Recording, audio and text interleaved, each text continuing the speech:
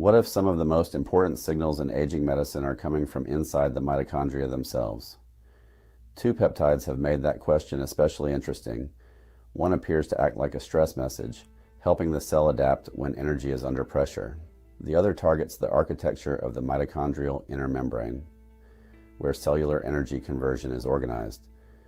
They are called mitochondrial open reading frame of the 12S ribosomal ribonucleic acid type C, or MOTS-c, and SS-31, now better known as Elamipretide. The possibilities are genuinely exciting, but the evidence is uneven, the mechanisms are different, and one regulatory development has changed this conversation in an important way. I'm Dr. Kish Carlton. Let's dive in and get rolling.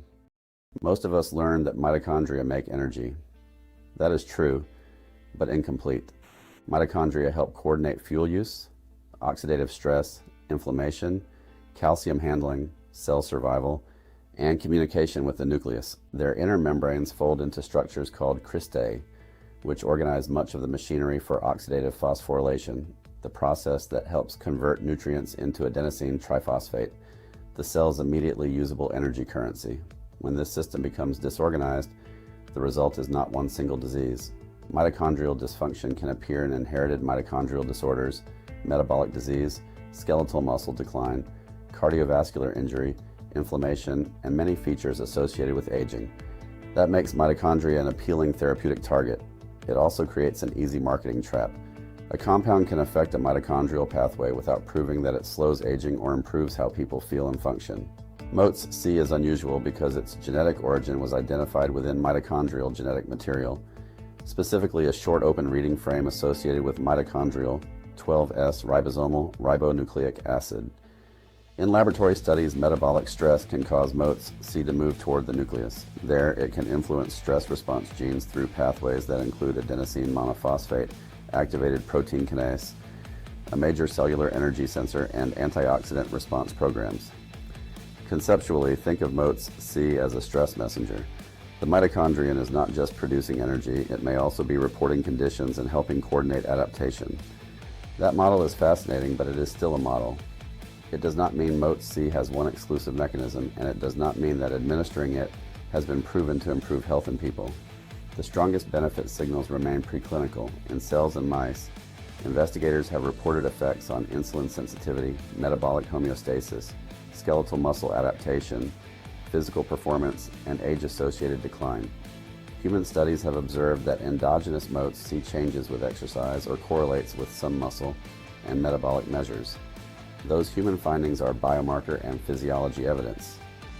They do not show that MOTS-c injections improve metabolism, exercise capacity, recovery, or longevity.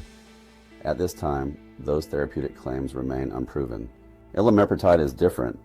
SS-31 was an earlier research name for the same peptide, and other research names also appear in the scientific history. Elamipretide is a synthetic tetrapeptide that binds cardiolipin, a specialized phospholipid concentrated in the inner mitochondrial membrane. Cardiolipin helps shape cristae and supports the organization of proteins involved in electron transport and bioenergetics.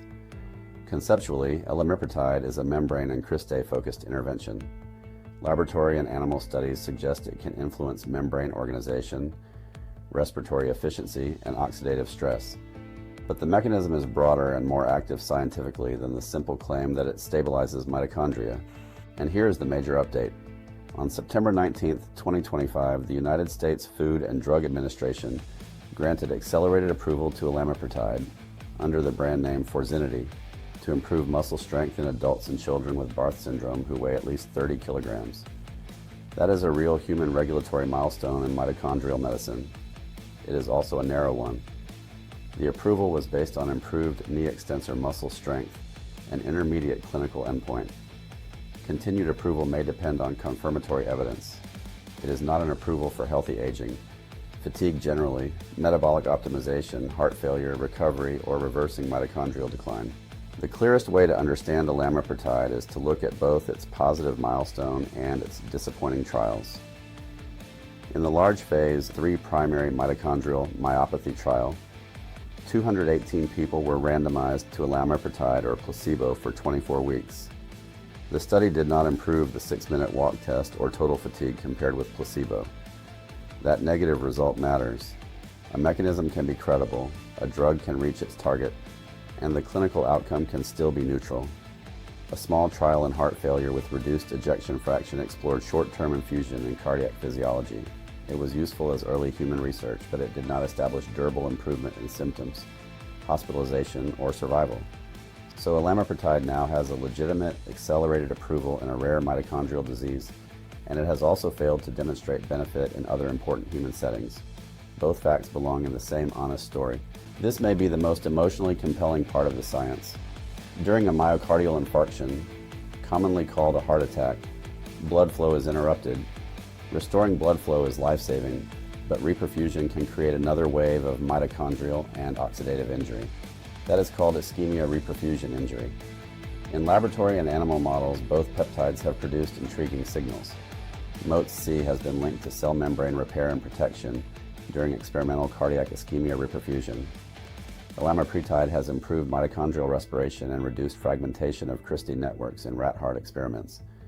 Other preclinical work has reported less adverse remodeling and better ventricular function after experimental infarction. That is where the optimism comes from. But here is the human reality. In a randomized phase 2 trial of people with a first anterior ST elevation myocardial infarction, Elamipretide, then studied under an earlier research name, was given around the time blood flow was restored. It did not reduce infarct size compared with placebo.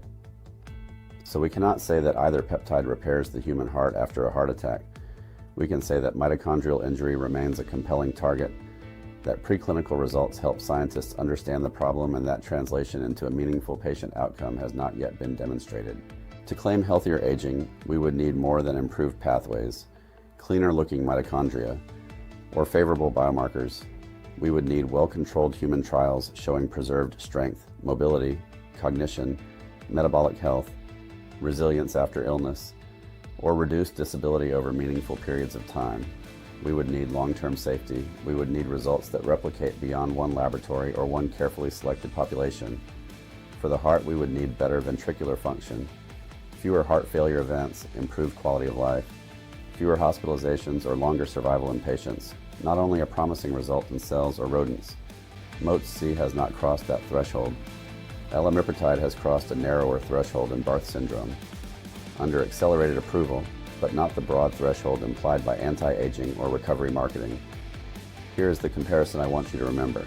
MOTS-c is the mitochondrial stress messenger story, a peptide linked to communication, metabolic adaptation, and the cell's response to pressure.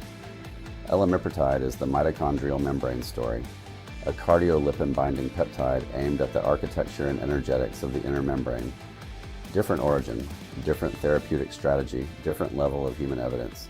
Together, they suggest that mitochondrial medicine may become far more precise than simply taking an antioxidant or trying to boost energy. That is a genuine reason for optimism. But optimism becomes useful only when we preserve the evidence ladder. Mechanism, cells, animals, human physiology, randomized outcomes, and regulatory approval are not interchangeable. If you want more evidence-first peptide comparisons, subscribe above. Keep learning with me, and I'll see you in the next episode. And if you're interested in working with me, you can learn more at mindbodyspirit-dpc.com. I'm Dr. Kish Carlton. Stay curious, stay grounded, and I'll see you in the next episode.